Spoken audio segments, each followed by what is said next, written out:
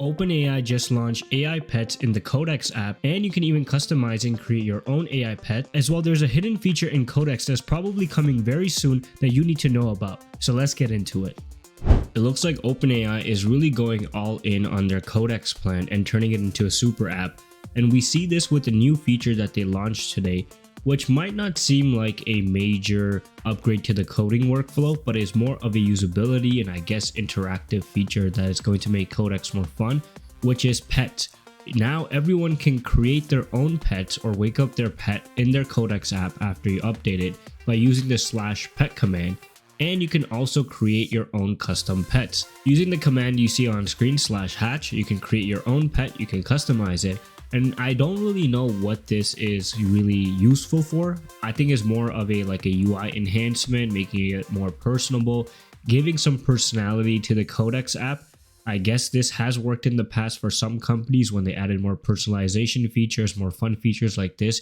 You're going to attract maybe a wider audience, but I don't really see at the moment what's the biggest usability for it. But anyways, I'm going to show you guys how to use the pet feature live, and I'll show you guys how to create one quickly. Alright, when you're in Codex, the first thing you want to do is obviously update your application to get the new pet feature. And then once that is done, all you have to do is type this in /pet, and you can see you're going to wake up your pet.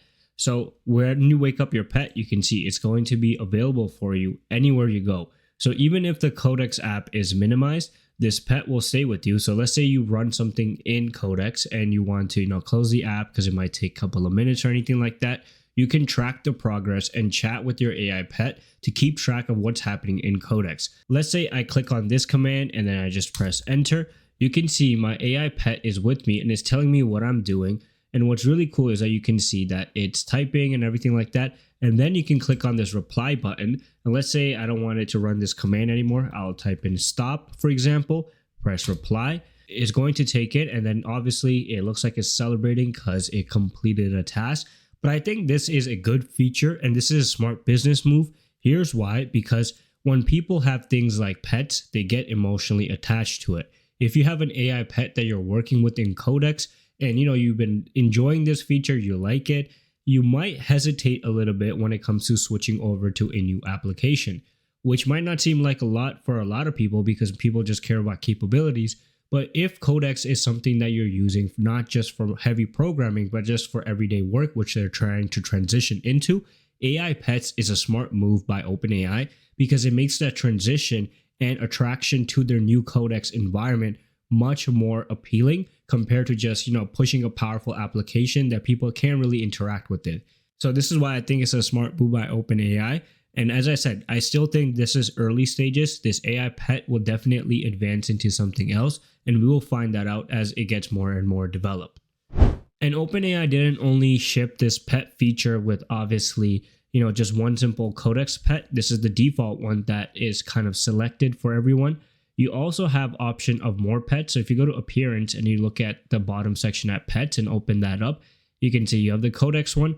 I changed mine to the null signal one, which I think is cool, but I'm changing my mind. I like this fireball one. So let me click on this one. And then I'm just going to wake my pet up. So you can see each pet has their own personality. So like Seedy is small green shoots for new ideas, Stacky a balance stack for deep work. I don't know if it really affects how you interact with them. Maybe the personalization and how you talk to your pet might be a little bit different, but this one is pretty cool. Like every time I hover over it, I like this animation. Try out the pet feature for yourself as well, and let me know what you guys think about this new feature. Before we continue, thank you to TestBright for sponsoring today's video. If you're building with a small team, you already know what testing feels like. It's a thing nobody wants to do. It piles up, and eventually something breaks in production that shouldn't have made it that far in the first place. TestBright is trying to fix that. It's an AI testing tool built specifically for small teams and startups. The core idea is simple. Instead of writing and maintaining tests manually, TestBright acts as a testing partner that does it for you. It validates your logic, catches bugs, and keeps your workflow moving without the manual overhead. Once you trigger a test run, a live progress dashboard opens up. You can see every test case as it executes, filter by status, search by name, and sort however you want. And if something fails, you're not guessing why. Every test run gets a full video recording, plus a step-by-step breakdown showing exactly where things went wrong. On top of that, there's a GitHub integration which allows you to connect your repo, and every time you open a pull request, TestSprite automatically runs your test against the preview deployment. You can even block the PR from merging if the test fails. No extra configuration needed, no workflow files if you're on Versal or Netlify, it just works. Link is in the description if you want to try it. Now, let's get back to the video. Let's say you want to create a custom pet and don't want to use the default ones that OpenAI gives you. First thing you want to do is install the hatch pet skill. So you're going to take this command, put it in. I'll put it in the comments or the description for you guys as well. And once that skill is installed, all you got to do is click on hatch over here, hatch pet, and then press enter. And then give it a command, create. So then I'll just type it in, like create a new pet that looks like it belongs in space. Then I'm going to press enter. I also wanted to show you guys how the pets are actually made. So the first thing it actually does is kind of creates basically an image or something like image generation, probably using GPT image 2 to create your pet. And then it's recording animation. So it has a jumping, a review, and then I think there's a couple of more. Oh, there it is. There's waiting, then there's running, then waving, jumping, and failed, and review. So I guess those are like the animations it has to create. And another cool thing is that if you guys know this is my logo for my channel. So I gave it my picture and I told it to make a pet from that. So it's able to do that as well, which I think is really cool. So let's say you have a picture of your dog or something like that. You can turn it into a pet that you can actually work with, an AI pet, which is a reference to your obviously actual pet, which I think is cool. But I'll show you guys these once they're actually fully complete. Before we continue, we just launched the Universe of AI newsletter. If you want to stay on top of AI news without having to hunt for it, link is in the description. Don't miss out. And there they are. These are my custom pets that I created. So null signal, it's funny, it named it the same thing as one of the default ones. But then my logo one, it actually named it Orbit, which I kind of really like. And let's look at the description. A tiny astronaut Codex pet with a black visor face, cream helmet, I guess it's just describing it, and a friendly raised paw. And then the other one is a compact digital pet proportion. So interesting descriptions. Let me select this one, and then I'm just going to wake my pet up. There it is. I kind of like this. I am going to definitely use this while I'm working with Codex because look, it added all the animations and custom animations like that. Every time I hover over it, it looks like it's bopping or doing something like that. So I think this is fun. But if you guys want to make your own custom pets, make sure you guys do it. And I'll link the instructions as well so you guys have something to refer to.